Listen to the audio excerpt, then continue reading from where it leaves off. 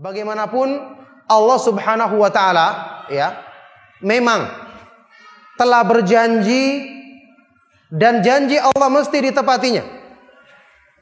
Ini juga satu hal yang terkadang menjadi kesalahpahaman dipahami oleh sebagian orang. Allah berjanji dalam Al-Qur'an, wallahu waliyul mu'minin. Allah adalah pelindungnya orang-orang yang beriman. Allah juga berfirman di ayat yang lain, innallaha yudafi'u 'anil ladzina amanu. Sesungguhnya Allah akan membela, melindungi, menjaga orang-orang yang beriman. Lantas salah seorang hamba dengan pedenya mengatakan, saya akan beriman, akan dijaga. Tidak mungkin mengikuti pemahaman saat tersebut. Tidak mungkin terjerumus ke dalam perbuatan bid'ah. Antum salah faham.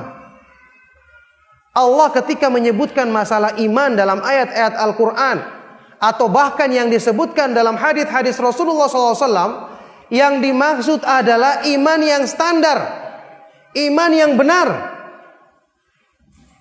Sekarang siapa yang mengatakan Anda punya iman tersebut? Iman yang Anda miliki saat ini, siapa yang menjamin sudah memenuhi standar tersebut? Ini yang selalu disalahpahami oleh manusia. Allah itu ketika menjanjikan sesuatu, Allah menyebutkan syarat. Anda penuhi syarat, janji terpenuhi.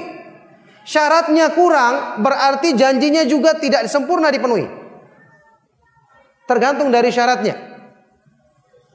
Coba, sekarang orang biasanya salah memahami.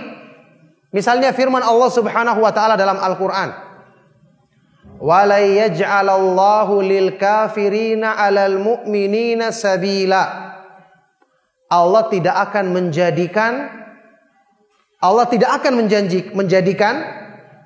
bagi orang-orang kafir jalan untuk menguasai orang-orang yang beriman.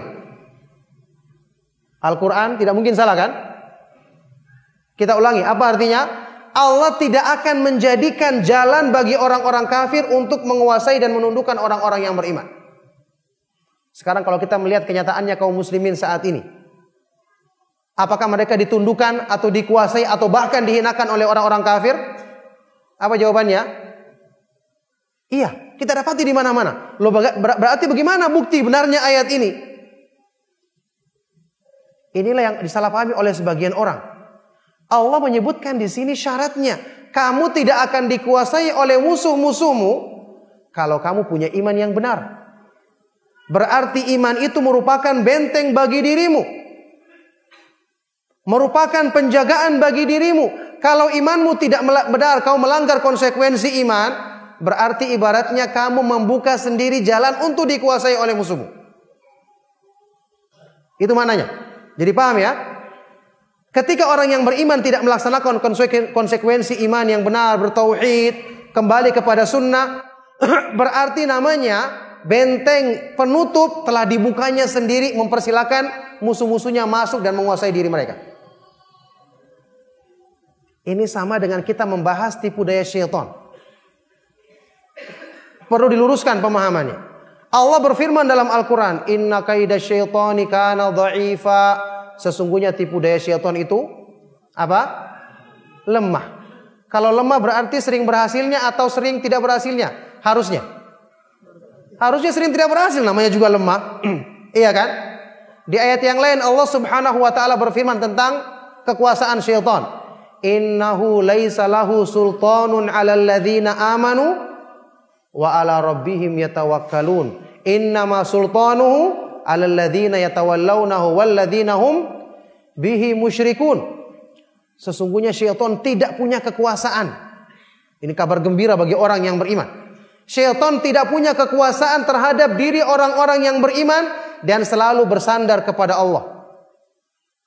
Hanyalah kekuasaan syaitan itu bagi orang-orang yang loyal kepadanya, mengikutinya, berwala kepadanya, dan orang-orang yang melakukan perbuatan syirik, menyekutukannya dengan Allah.